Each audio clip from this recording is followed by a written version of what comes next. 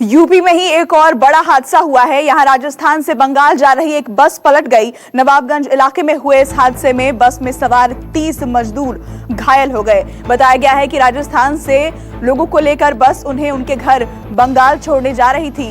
इसी दौरान हाईवे पर बेकाबू होकर बस पलट गई। घायलों को इलाज के लिए जिला अस्पताल ले जाया गया है। हालांकि राहत की बात यह है कि इस हादसे में कोई जान नहीं गई है। हाँ, आप छोड़िए, आप उनका काम है, आप छोड़िए। दो तस्वीरें हम आपको दिखा रहे हैं। पहली तस्वीर मिर्जापुर से और दूसरी प्रयागराज से। मिर्जापुर में 3 लोगों की मौत हुई है, जबकि प्रयागराज में हुए हादसे में 30 लोग घायल बताए जा रहे हैं। तो घर जाते मजदूरों के साथ यूपी में 2 अलग अलग जगहों पर ये हादसे हुए हैं।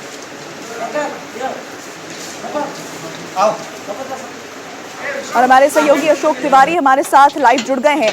अशोक, यूपी में 2 अलग अलग जगहों पर हादसे हुए हैं। अगर बात मिर्जापुर की करें, कितने बजे ये हादसा हुआ, कैसे हुआ और क्या अपडेट है?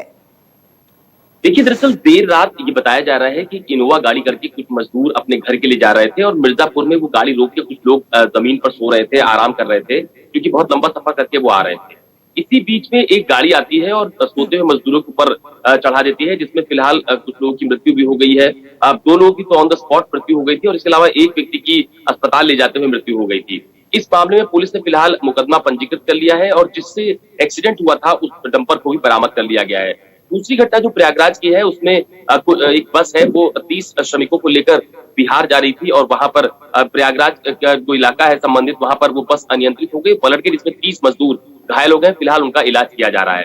तो ये 2 तस्वीरें आज उत्तर प्रदेश में अलग अलग जनपदों से सामने आई हैं। देर रात की ये घटना बताई जा रही है, लेकिन सबसे अहम बात यह है कि लगातार श्रमिकों से और जो तमाम सारे पुलिस के आला अधिकारी हैं, उनसे कहा जा रहा है कि कोशिश इस बात की जाए कि कोई भी अनियंत्रित अवैध वाहनों के माध्यम से अपने घरों के लिए ना जाएं, श्रमिक पैदल यात्रा ना करें। तो इस बात की अपील लगातार योगी सरकार की तरफ से भी की जा रही है और शायद यही वजह है कि अगर इसका ठीक से कड़ाई से अनुपालन हो तो इस तरह की तस्वीरें सामने ना आए। ये जरूर है कि मिर्जापुर की तस्वीर बेहद चौंकाने वाली है, वो भी उस वक्त जब सरकार की तरफ से कहा जा रहा है कि आप देखिए कि कोई भी मजदूर श्रमिक ट्रकों में पैदल यात्रा ना करे, ट्रकों के माध्यम से यात्रा ना करे, अवैध वाहनों के माध्यम से यात्रा ना करे, बल्कि जो संसाधन, जो सेवाएं सरकार की तरफ से दी जा रही हैं, बसों और ट्रेनों के माध्यम से उनको घर पहुंचाने का दावा किया जा रहा है, उन्हीं संसाधनों का वो उपयोग करें। लेकिन बावजूद अगर इस तरह की तस्वीरें आती हैं तो कहीं ना कहीं अभी और समझने की जरूरत है, श्रमिकों को भी और समझने की जरूरत है। जो लोग जा रहे थे उन्होंने भी खुद से ही इंतजाम किया था जाने का। और जो दूसरी खबर प्रयागराज से है, वहां पर जो मजदूर जा रहे थे, क्या वो बस प्राइवेट थी या फिर वो सरकारी बस थी? देखिए, राजस्थान से जो बस आई थी वो तो सरकारी बस बताई जा रही है, जिसमें 30 श्रमिकों को लेकर वो जा रहे थे बिहार की तरफ।